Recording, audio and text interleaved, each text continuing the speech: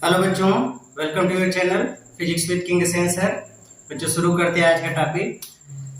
इसके पहले वीडियो में हम लोगों ने टाइप 3 तक के क्वेश्चंस को सॉल्व किया था कॉम्बिनेशन ऑफ कैपेसिटर्स में, और आज हम टाइप 4 लेकर के आए हैं जिसमें हम लोग इनफाइनाइट सीरीज और पैरेलल प्लेट टाइप क्वेश्चंस को सॉल्व करेंगे।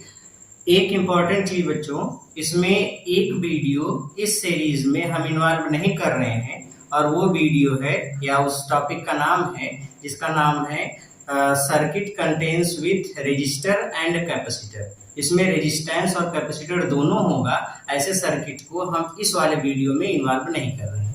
इसको उस वाले वीडियो को हम लोग पढ़ेंगे जब हम लोग रेजिस्टेंस वाला चैप्टर डिस्कस करेंगे तब। तो रेजिस्टेंस वाले चैप्टर के समय हम लोग उसको पढ़ लेंगे। फिलहाल इस वाले टॉपिक में आज के इस वीडियो को हम लोग शुरू करते हैं, जो हम लोग को पढ़ना है उसको समझते हैं। तो इस वाले टॉपिक में पहले हम लोग रूल को समझ लें कि क्या क्या हम लोग को पढ़ना है।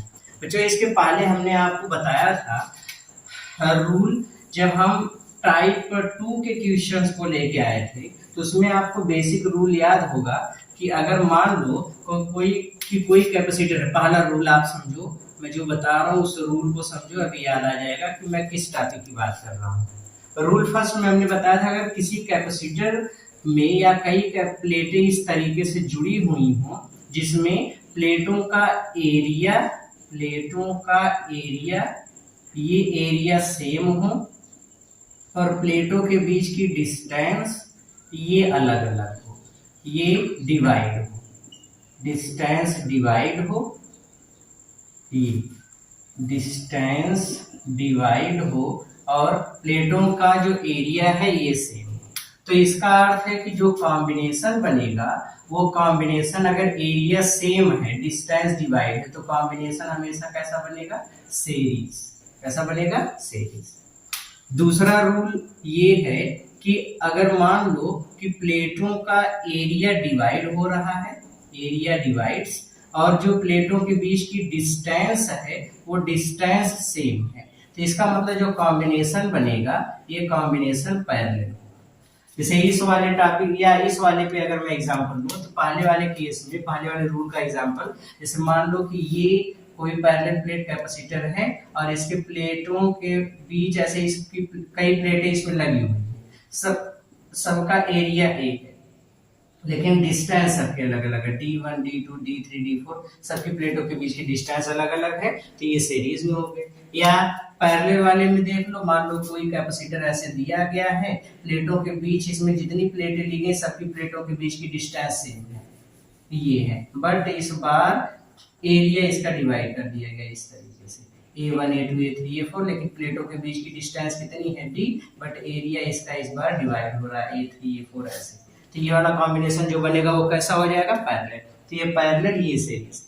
तीसरे वाले रूल को आप समझो कि अगर एरिया भी सेम होगा और डिस्टेंस भी सेम होगा, एरिया और डिस्टेंस दोनों अगर सेम होगा तो वो किस कॉम्बिनेशन में होंगे? पैरेलल या सीरीज? तो बच्चा पैरेलल या सीरीज वो चाहे जिसमें हो, बट यहाँ पे हम लोग वोल्टेज रूल अप्लाई करते हैं। अब ये कौन सा रूल है?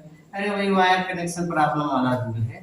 तो वोल्टेज या पोटेंशियल मेथड लगा करके इसको सॉल्व करते हैं, और इसमें कॉम्बिनेशन पैरेलल या सीरीज कुछ भी हो सकता है। जब एरिया और डिस्टेंस दोनों सेम होगा तो इसका कॉम्बिनेशन पैरेलल या सीरीज कुछ भी हो सकता है। यहाँ पे तो क्लियर था पैरेलल बनेगा कि सीरीज बनेगा। क्लियर हो गया? ओके। अब आ जाओ क्वेश्चन लेते हैं रूल 3 पे, क्योंकि फर्स्ट और सेकंड तो हम लोग टाइप 2 में सॉल्व कर चुके हैं। तो अब लेते हैं हम लोग क्वेश्चन इस वाले पे टाइप 3 पे, जो कि आज हम लोग को पढ़ना है टाइप 4 पे और रूल 3 पे। पहला एग्जांपल देखो और समझने की कोशिश करिए क्या कहा है। रूल बड़ा सिंपल है। पहले देखो, मान लो कि यहाँ पे हमको 4 प्लेटें दी गई हैं ये, और चारों प्लेटों में कहा दिया गया कि जो निर्वात संधारित्र या वायु संधारित्र है उसकी जो धारिता है वो है C बराबर epsilon not A by D, इतना है। Capacitance of air capacitor C is equals epsilon not A by D। सभी प्लेटों के एरिया एक समान है और प्लेटों के बीच की डिस्टेंस भी सेम है, ये भी डिस्टेंस d है, ये भी डिस्टेंस d है और ये भी डिस्टेंस d है। ये जुड़े हुए हैं, ये वाला पॉइंट जुड़ा है किसी पॉइंट B से, B टर्मिनल पे, और एक पॉइंट जुड़ा है A टर्मिनल पे। A टर्मिनल पे ये है और ये वाला है B टर्मिनल। ओके, आपसे कहा दिएगा find equivalent capacitance between, find C equivalent between A and B। अब A और B के बीच आपको C इक्विवेलेंट फाइंड आउट करना है। तो आप क्या करोगे, देखो वोल्टेज मेथड कैसे अप्लाई करेंगे। वोल्टेज मेथड अप्लाई करते समय A का वोल्टेज V मान लो, B का वोल्टेज 0 मान लो, ठीक है। A का वोल्टेज V, B का वोल्टेज 0।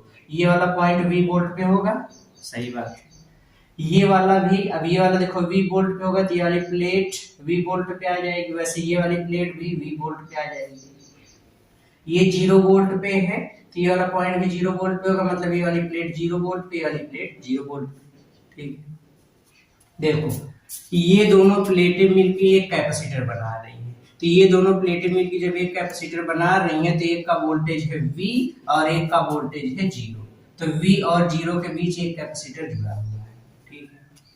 ये दूसरी वाली, अब एक तो ये बन गई ये दोनों मिलकर के, अब जब ये दोनों मिलकर के बनाने की बात आएगी तो इन दोनों में देखो, इन दोनों में दोनों सेम वोल्टेज पे हैं। अब बच्चों अगर दो प्लेटें सेम वोल्टेज पे रहेंगी तो पोटेंशियल डिफरेंस 0 हो जाएगा, तो इस पे चार्ज स्टोर नहीं होगा, ठीक है। तो इसको यूज करने से हमारे सर्किट में कोई लाभ नहीं है। तो जो सेम वोल्टेज वाला होगा वो उससे कैपेसिटर का फॉर्मेशन नहीं दिखाएंगे, मतलब वहां पे कैपेसिटर को नहीं जोड़ेंगे। तो 0 वोल्ट मतलब ये तो हट गया। अब तीसरे वाले को देखो, तो इन दोनों को अगर देखोगे तो इन दोनों को देखने पे एक, इन दोनों को देखने पे एक 0 वोल्ट पे, एक V वोल्ट पे, तो 0 वोल्ट V वोल्ट वाले से एक कैपेसिटर बन रहा है, एक और जो दिखा दो, ये हो गया। 0 वोल्ट V वोल्ट के बीच दो कैपेसिटर जुड़े हैं, दोनों का कैपेसिटेंस सबके प्लेटों के बीच में निर्वात या वायु है, सबका एरिया डिस्टेंस D सेम है, तो ये सबकी धारिता भी सेम होगी, मान लो C की वैल्यू इसके बराबर है। तो ये दोनों इस समय किस क्रम में हुए, तो आंसर है पैरेलल, और पैरेलल में हो गए तो C इक्विवेलेंट किसके बराबर हो गया, C1 प्लस C2 या CP बराबर C1 प्लस C2। तो वैल्यू पुट अप कर दो, C प्लस C बराबर 2C या 2 epsilon not A by D, ये आ जाएगा C इक्विवेलेंट। तो C इक्विवेलेंट किसके बराबर हो गया, 2 epsilon not A by D। Clear हो गया, ओके। बस इसी तरीके से क्वेश्चन को सॉल्व करना है। आ जाओ अब अगला क्वेश्चन लेते हैं। समझ में आ गया कैसे कैसे सॉल्व करना है। यहां से शुरू करो, यहां तक चलो, कैपेसिटर ऐसे दो दो का जोड़ा बनाते जाओ, कितने कैपेसिटर बन रहे, पोटेंशियल मेथड यूज करके सबका कॉम्बिनेशन फाइंड आउट करो।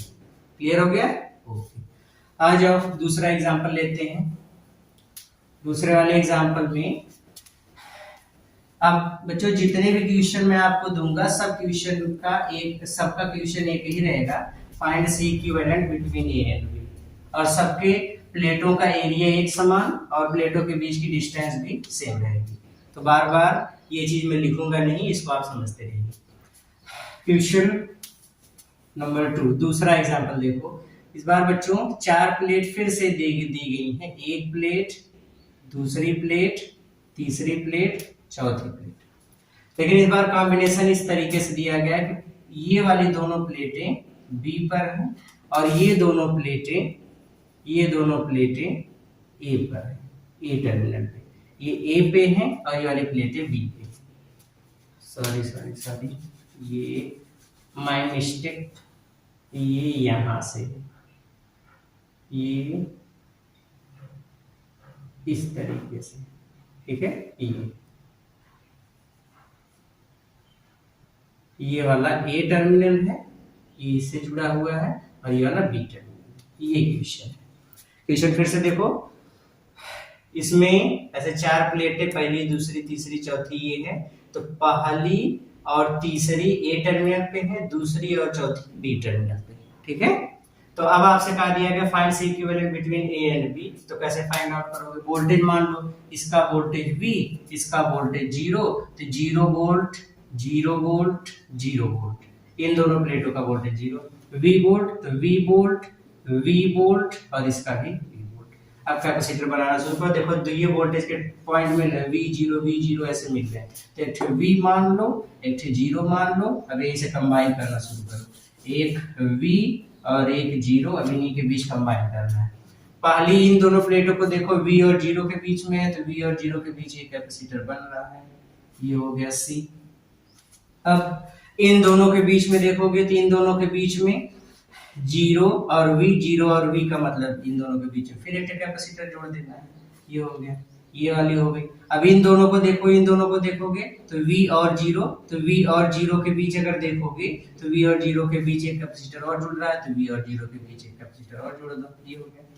अब V वाला पॉइंट किस पर है, A पे, 0 वाला पॉइंट किस पे है, B पे, तो A और B के बीच इक्विवेलेंट फाइंड करना है। तीनों पैरेलल में है और पैरेलल के लिए CB बराबर C1 plus C2 plus C3, तो C इक्विवेलेंट किसके बराबर हो जाएगा, C इक्विवेलेंट बराबर तीनों की कैपेसिटेंस सेम है, C प्लस C बराबर 3C, और C किसके इक्वल होता है, epsilon not A by D, जबकि इसके प्लेटों के बीच में एयर या फ्री स्पेस हो, तो ये हो जाएगा 3 epsilon not A by D, ये आ जाएगा C इक्विवेलेंट। इस तरीके से फाइंड आउट कर लेंगे। क्लियर हो गया? ओके। अब इस टॉपिक पे एक लास्ट क्वेश्चन मिटा दें। ओके, आ जाओ, एक लास्ट क्वेश्चन देखो इस पे, और फिर इसके बाद हम लोग चलेंगे इनफाइनाइट सीरीज वाले टॉपिक पे।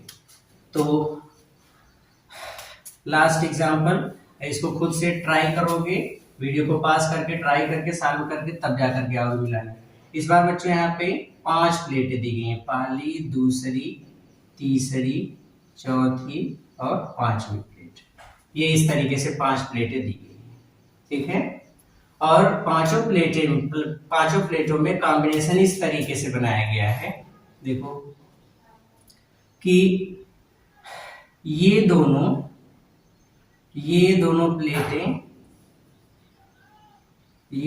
प्लेटें सेम पोटेंशियल पे हैं, ये पॉइंट B है, ठीक है, और ये दोनों सेम पोटेंशियल पे हो गया, और यहाँ पे एक प्लेट ये दी गई है, ये वाली प्लेट यहाँ पे ऐसे जोड़ी गई है A से, ये वाला A पे है। फिर से देखो, फिगर यही दिया गया है, ये दोनों इस तरीके से कंबाइन की गई हैं, और ये वाली प्लेट खाली पॉइंट A से जुड़ी गई और इस पे कुछ जोड़ा नहीं गया है। या आप ऐसे मान लो, चुप चुप चुप चुप चुप, आप हाँ इन दोनों को कंबाइन कर लो। गुड, सॉरी, क्वेश्चन मैं पूरा कर दूं पहले, इन दोनों को कंबाइन कर लो ऐसे, और इस वाली प्लेट को वैसे डाल दो। ओके, अब क्वेश्चन बन गया कंप्लीट, ठीक है। अब देखो, ये वाली प्लेट किसी से नहीं जुड़ी है, ये वाली प्लेट किसी से नहीं जुड़ी है, ये वाला A से जुड़ा है, ये वाला 0 से जुड़ा है। अब कैसे सॉल्व करेंगे? सॉल्व करने के लिए वीडियो को पास करो, सॉल्व करो, फिर उसके बाद आओ यहाँ पे, जल्दी से सॉल्व करो। हो गया? आ जाओ, देखते हैं हम। अच्छा, A का वोल्टेज V मान लो, B का वोल्टेज 0 मान लो, तो V और 0 के बीच जुड़े हुए हैं दो कैपेसिटर। अच्छा, ये वाला 0 वोल्ट पे, तो ये भी 0, ये वाले प्लेट का वोल्टेज 0, इस वाली प्लेट का वोल्टेज 0। ओके, 0 0, ये वाला V वोल्ट, तो V वोल्ट, ये भी V वोल्ट हो गया, और ये इससे जुड़ा है तो ये भी V वोल्ट हो गया। ओके, ये तीसरे वाले पॉइंट में कुछ समझ में नहीं आ रहा, इसका वोल्टेज कितना होगा, तो इसका वोल्टेज हम x मान लेते हैं। कितना मान लेते हैं? x। अब वोल्टेज के 3 पॉइंट मिल रहे हैं, V, 0 और x। क्या क्या मिल रहा है? V, 0 और x। तो हम क्या करते हैं, V लिख लेते हैं, 0 लिख लेते हैं और x लिख लेते हैं। 3 पॉइंट हमको मिल रहे हैं, तो तीनों पॉइंट को कंबाइन करना है। पहली 2 प्लेटें V और 0 के बीच में है, तो V और 0 के बीच में एक कैपेसिटर जोड़ दो। दूसरी वाली V और x के बीच में है, तो V और x के बीच में यहाँ से जोड़ दो, यहाँ से उठाओ, यहाँ पे लेके जाओ, यहाँ पे जोड़ दो, ये हो गया। तो V और x के बीच में ये जुड़ गया। तीसरा वाला x और 0 के बीच में है, तो x और 0 के बीच में एक कैपेसिटर यहाँ पे जोड़ दो, x और 0। फिर चौथा वाला V और 0 के बीच में है, तो V और 0 के बीच में जोड़ना है, तो V यहाँ 0 यहाँ, तो V और 0 के बीच में एक प्लेट और जोड़ दो, ये ऐसे, या यहाँ से ऐसे लेके चले जाओ, ऐसे जोड़ दो, ये हो गया। जैसे मान लो, ऐसे मान लो, देखो मान लो बच्चों आपको यहाँ पे कैपेसिटर ऐसे जोड़ करके दिए गए हैं। ध्यान से देखो, नेटवर्क इस तरीके से दिया गया है कि एक कैपेसिटर, अब यहाँ पे ऐसे मान लो कि ये एक लाइन और ये पूरा अनंत तक ऐसे गया हुआ है, फिर इनफाइनाइट, और एक प्लेट यहाँ पे, ये भी इनफाइनाइट तक है, ये, और यहाँ पे ये लाइनें ऐसे बना देता हूँ मैं, और यहाँ बीच बीच में एक कैपेसिटर, यहाँ पे एक कैपेसिटर ऐसे जुड़े हुए हैं, एक कैपेसिटर यहाँ, एक यहाँ, एक यहाँ, एक यहाँ, एक यहाँ, ये इस तरीके से कॉम्बिनेशन दिया गया है। और सबकी धारिता सी सी सी सी सी सी सी सबकी धारिता है। आपसे कहा दिया गया ये वाला पॉइंट है ए और ये वाला पॉइंट है B, find C equivalent between A and B. तो ए और बी के बीच तुल्य धारिता कैसे निकालेंगे? तो ए और बी के बीच सी इक्विवेलेंट फाइंड आउट करने के लिए हमारे पास तरीका ये होगा, अब ध्यान से देखिए, हमारे पास तरीका ये होगा बच्चों कि पहले तो पूरे नेटवर्क का कैपेसिटेंस हम मान लेते हैं x। क्या मान लेते हैं? Let C equivalent of whole network, पूरे नेटवर्क का जो सी इक्विवेलेंट है उसको हम क्या मान लेते हैं? x। Let C equivalent of whole network is equals x। ये पूरे कॉम्बिनेशन या पूरे नेटवर्क का जो तुल्य धारिता उसको हमने x मान लिया। ओके, अब हम इसमें से चुनते हैं किसी एक सीरीज को। एक सीरीज को देखो कैसे चुनते हो, ये वाला टर्म देखो, ये इधर से चला, फिर इधर से चला, फिर इधर से चला, देखो ये वाला टर्म रिपीट हो रहा है बार बार। क्या हो रहा है? रिपीट हो रहा है। अगर ये वाला टर्म बार बार रिपीट हो रहा है तो आप इसमें से बस खाली एक टर्म को ले लो, इसको पकड़ लो और बाकी सबको छोड़ दो, इन सबको छोड़ दो। अब बच्चों अगर अनंत तक ये पूरा कॉम्बिनेशन चल रहा है, उसमें से एक निकाल लेंगे तो भी कॉम्बिनेशन कितना रहेगा x। इस चीज को समझो बच्चों, ये वाला जो सीरीज चल रही है वो इन्फिनिटी तक है। इन्फिनिटी में से अगर हम एक रिपीटिंग टर्म को, एक कोई संख्या बाहर निकाल लेंगे, एक पेयर बाहर निकाल लेंगे तो भी अनंत तक है। उसमें से एक निकाल लेंगे तब भी इसका सी इक्विवेलेंट पूरा नेटवर्क जो बचेगा वो भी लगभग किसके बराबर होगा? x। अरे भाई इन्फिनिटी की बात हो रही है। जैसे मान लो कि आप 50 कुंटल आलू ले लिए, 50 कुंटल आलू ले लिया और उसमें से किसी ने एक आलू, 50 कुंटल आलू ले लिए, 50 कुंटल आलू का जो प्राइस है वो मान लो 10 लाख रुपया है। अब हमने उसमें से एक छोटा सा आलू निकाल लिया, तो ये छोटा सा आलू निकाल लिया तो क्या उसका प्राइस घट जाएगा? नहीं, वो भी तो उतने रहेगा। तो भाई उसी तरीके से अगर हमने या 50 कुंटल में से एक छोटा आलू निकाल लिया तब भी उसको हम कहेंगे 50 कुंटल है, कोई अंतर नहीं है। तो वैसे ही इनफाइनाइट नेटवर्क है, पूरे नेटवर्क का सी इक्विवेलेंट x है, तो यहाँ पे अगर हम एक पेयर निकाल लेंगे तो भी जो बचेगा पूरा वो अनंत तक है। तो उसका भी एक पेयर निकालने से इसके इक्विवेलेंट कैपेसिटेंस पे कोई इफेक्ट नहीं पड़ेगा, वो भी कितना रहेगा x। तो हम क्या कर लेते हैं, इसको निकाल करके ये पूरे को अलग कर लेते हैं, तो ये जो पूरा बचेगा इसका भी सी इक्विवेलेंट कितना हो जाएगा? x। तो इसी फिगर को हम ऐसे रिपीट कर लेते हैं। अब यहाँ पे देखो, ये वाला पॉइंट A है और यहाँ से नीचे एक कैपेसिटर जुड़ा है C और यहाँ पे एक कैपेसिटर जुड़ा है, ये है B, और इसके बाद ये जो पूरा कॉम्बिनेशन यहाँ तक पूरा जुड़ करके आया है, इसके बीच में अब C इक्विवेलेंट हमने देख लिया। C इक्विवेलेंट किसके बराबर है? x के। किसके बराबर है? x के। बस अब इसी में हमको फाइंड आउट करना है। अब कैसे फाइंड करोगे? यहाँ तक का पूरा कॉम्बिनेशन x के बराबर हो गया। ये दोनों किस क्रम में है? तो ये दोनों आपस में पैरेलल में। ये दोनों किस क्रम में? पैरेलल में। तो इन दोनों को ऐड कर लो, इन दोनों को ऐड करोगे तो ये हो जाएगा a और फिर इन दोनों को ऐड कर दिया तो पैरेलल में C1 प्लस C2 मतलब C प्लस X, ये इक्विवेलेंट हो गया, और इसके साथ ये वाला B वाला। अब ये दोनों किस में है? सीरीज में। अब सीरीज में है तो C इक्विवेलेंट का फार्मूला क्या होता है? C इक्विवेलेंट बराबर C1 C2 by C1 plus C2, दो कैपेसिटर के लिए। तो C इक्विवेलेंट किसके बराबर हो गया? C1 C2। अब दोनों C1 C2, C1 की वैल्यू किसके बराबर है? अब यहाँ पे देखो, एक C है, एक C प्लस X है, ये हो गया C plus X into C by, अब दोनों को जोड़ दो तो ये हो जाएगा 2C plus X। C plus X plus C करोगे तो 2C प्लस X। और C इक्विवेलेंट पूरे नेटवर्क का कितना माना गया है? X, तो यहाँ X कर लो बराबर C plus X into C by 2C plus X। अब इसी को कर लेते हैं सॉल्व। तो इसको सॉल्व करते हैं, इसको मिटा दें। ओके, अब इसको सॉल्व करते हैं, देखते हैं कितना मिलता है। आ जाओ, सॉल्व करोगे तो ये हो जाएगा x is equals, cross multiply कर दो, इसका मल्टीप्लाई करोगे तो 2cx plus x square is equals c square plus cx। ये हो गया। इसको इधर लेके आओ, इसको इधर लेके आओ, पटक दो, इसको इधर पटक दोगे तो कितना हो जाएगा?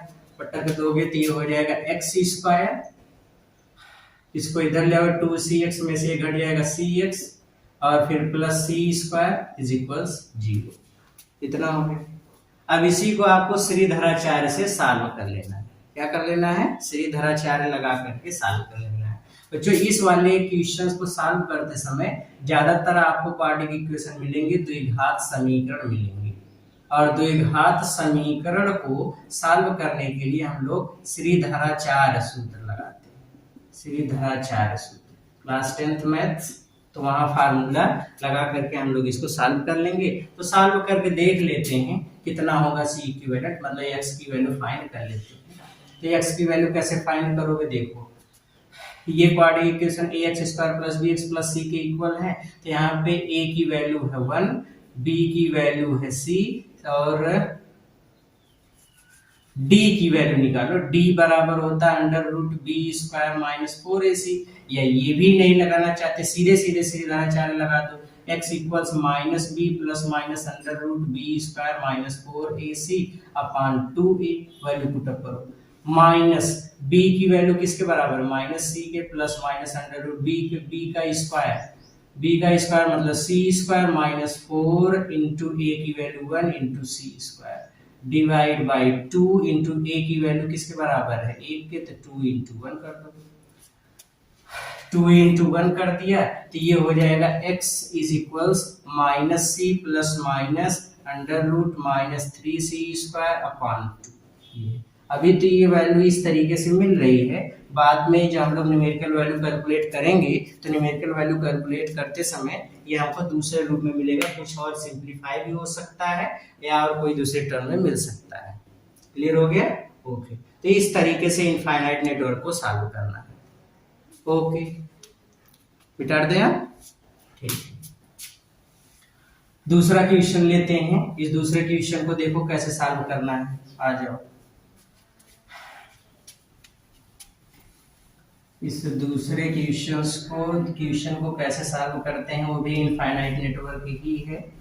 उसको मिलते हैं अगले वीडियो में, क्योंकि आज इस वाले कॉम्बिनेशन वाले टाइप का ये लास्ट वीडियो था।